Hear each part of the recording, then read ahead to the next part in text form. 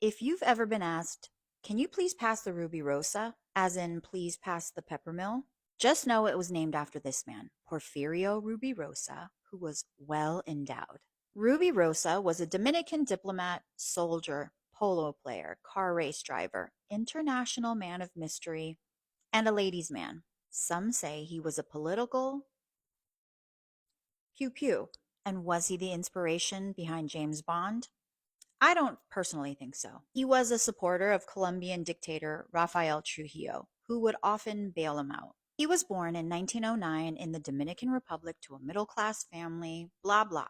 He was political, blah blah. We're going to talk about his love life. This man had a way with women. It didn't matter how old you were, young, old. If he was speaking to you, you felt like you were the only person in the room. He was only 5'9". It's not like he was the finest thing you've ever seen, but the women loved him. In fact, he married two of the richest women in the world. It's also said he had many relations with gorgeous women like Dolores Del Rio, Marilyn Monroe, Rita Hayworth, Jane Mansfield, Veronica Lake, Eartha Kitt, Ava Gardner, Dorothy Dandridge, and Eva Perón, among so many others. Don't cry for me, Argentina.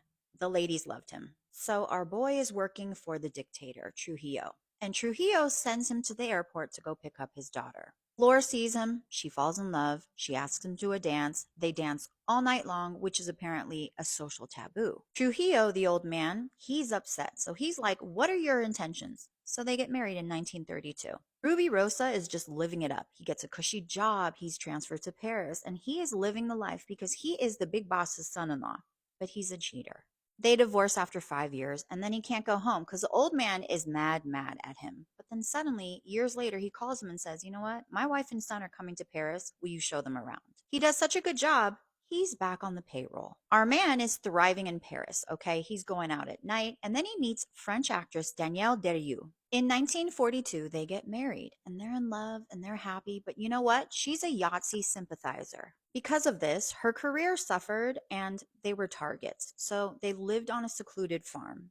And then one day, American tobacco heiress and one of the wealthiest women in the world, Doris Duke, comes to interview Danielle for Harper's Bazaar. Apparently, Doris was smitten with Ruby Rosa. She laid eyes on him and sent him a message. When you're done with Danielle, give me a call. Ruby Rosa, being the player that he is, was like, bet.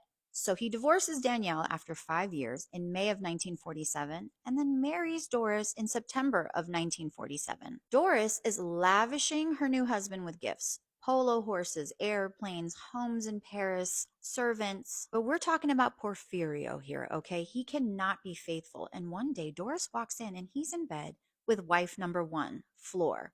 So they divorce after about 1 year. And although he signed a prenup, he got all of his gifts, houses, airplanes, horses, cars, and he received $25,000 a year in alimony until he got married again, which in today's money is about $280,000 a year. Ruby Rosa is still in the streets, but then he starts seeing Zsa Zsa Gabor. She's married, but they're having a passionate affair. They can't get enough of each other. Zsa Zsa's husband finally had enough. He filed for divorce. So Ruby Rosa goes to Zsa Zsa like, are you going to marry me now? And she's like, let me think about it. I don't know. I still kind of love my ex-husband. And he gets insanely jealous and gives her a black eye.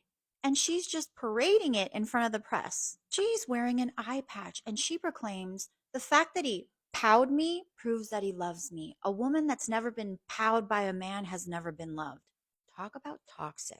One day, he's playing polo. Mind you, he's still seeing Zsa Zsa, and he meets Barbara Hutton, the Woolworth heiress, who is also one of the wealthiest women in the world. And rumor is she called him and was like, you married Doris. It's time you marry me. They had like a rivalry. Was he feeling Barbara? Probably not. Was he loving her money? Absolutely. So they decide to get married. Now, mind you, she's in a bad way. She's addicted.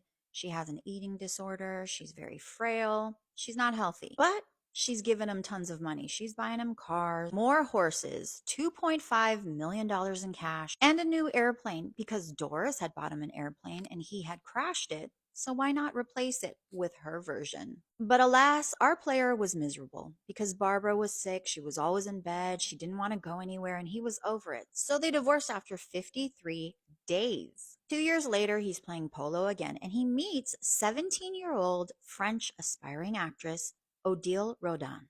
They get married in 1956 and they are happy. He thinks she's so pure and so innocent, but guess what? Money's running out. 5 years later, the old man gets murked, and now Ruby Rosa has no job. Money's running out for the couple, so he starts selling things. His house he got from Doris, jewelry, artwork, etc. But he's still playing polo, and his team wins a huge match and they're celebrating. It's 1965. They're at a club called Jimmy's in Paris. They're having the time of their lives. And then he gets behind the wheel. Then he crashes into a tree driving his Ferrari. He was only 56 years old. He lived hard, loved hard, played hard. Ruby was the modern day Casanova. And next time someone asks you to pass the pepper, think of Ruby.